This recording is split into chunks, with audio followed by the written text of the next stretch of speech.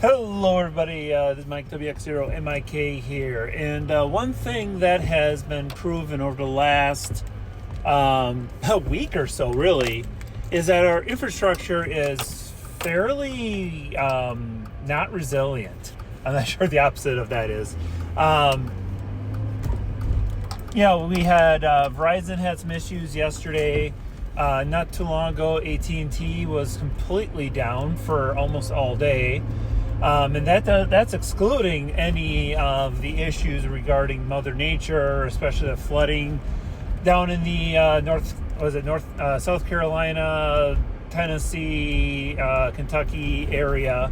That wiped out all of our infrastructure, or a lot of the infrastructure there as well as Florida with the hurricane.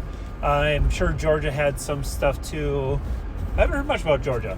But anyway, the one thing that we find is that power goes out, communications go down. And, your cellular network goes down. That requires fiber in the ground. If that gets wiped out, you don't have any access there.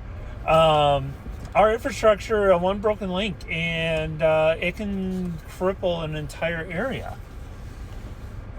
And what do you do when it's life or death, almost literally in some cases? Well, that is where you need another form of communication.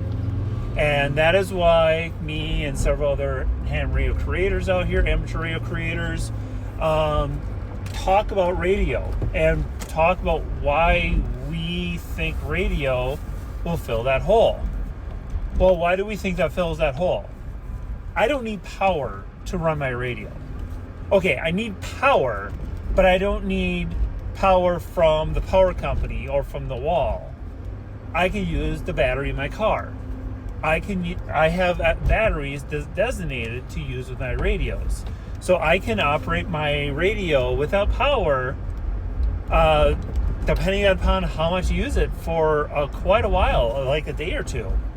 If I was constantly using, or I could really use it sparingly, use it for only like 15 minutes, 3 times a day, and that could last me probably a week or so. So we have our ways to conserve that battery. We also have ways to charge that battery.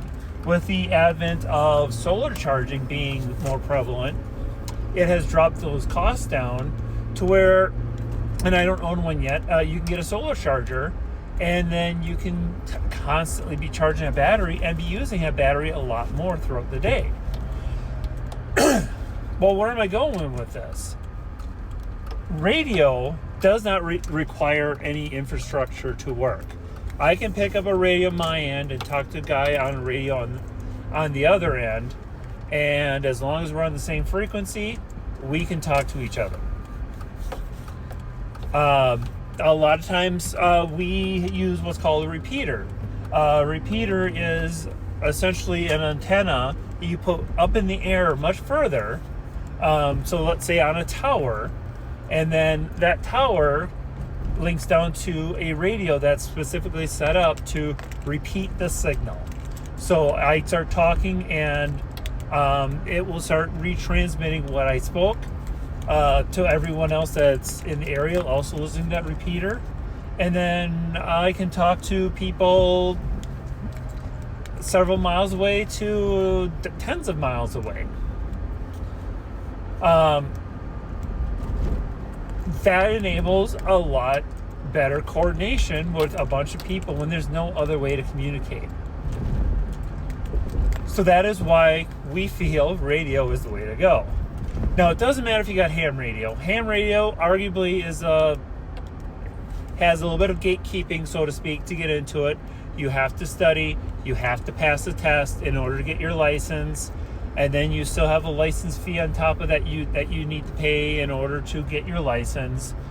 And then you have to buy equipment to be able to use that license. Arguably, that is a little complicated, but we love it. The other side of it is there's several other radio services that have just the license, just pay for the license, like GMRS, but you still get the benefits of 50 watt mobile radios, so you can have radio in your car that you can talk, I don't know, depending on terrain, 5-10 miles away in some cases. That's just car to car. That's not even using a repeater. Down to HTs and stuff. And then you also have other services like FRS. That's usually the radios that you buy at like a Best Buy or Fleet Farm, something like that, Walmart. Those are just the El Cheapo little radios. They can't get very far, but guess what? That FRS radio can also talk to the GMRS radio if they're on the same channel. So there's some crossover there. So that GMRS is a really good service for this type of need. It's a $35 fee for 10 years. So it's $3.50 a year if you want to really break it down. But you pay $35, you get for 10 years, you, your spouse, your kids, your aunts and uncles and grandparents and in-laws. I think just not cousins are included. So your nieces, nephews, I think you just cannot share it with your cousins. So one person, so, in theory, you could all be using one license. So this kind of helps offset, especially if your family's all nearby, you would have that radio communication between each other. And then, of course, there's other services like CB out there. There's MURS, that is also an option. There's probably some other options out there as well for radio services that are low cost to no cost to get into it. But having a radio available and having your community agree on a certain type of radio, now you have a backup form of communications when everything else fails. And that's really what it's for, is you need to have another option in case every other form of communication fails. Especially if you are in a rural environment where roads can get washed out, you have no way to get to another place. There's only one way in, one way out, which a lot of these communities in Tennessee and North Carolina or South Carolina have in the foothills. So now, not only that, you can get out. You can get into the town, maybe, or whatever you need to do to get that communication out.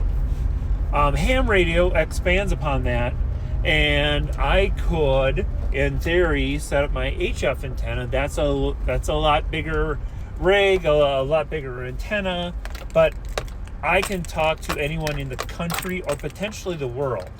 And then I could also arrange the antenna in such a way that I can talk to someone, let's say 200 miles away, fairly consistently. So now you have local or regional communications that you could potentially use to get out a little bit further, because you may not know how big the disaster area is. Think hurricane, which think like Florida hurricane, let's call it. They can set that up so they can maybe get into Miami from, like, let's say where the one got hit, as opposed to all the other previous services. They're typically more what I'll call local, within, let's say, a 20 to 30 mile radius, depending on a lot of different factors. So now you have built yourself something that you can get out and talk more. And that is what ham radio talks about. I talk about this. There's many other creators talking about amateur radio out there. But something to think about with it as you build out your plan, especially if you start thinking about what happened in that area. What can I do to make sure I can communicate out if everything else is down? Radio is the way to go. And please ask questions of all of us. We're more than willing to help you out, and just kind of think about what makes logical sense for me, and then kind of build out from there. And again, stay safe out there, everybody. We love each one of you, and stay safe.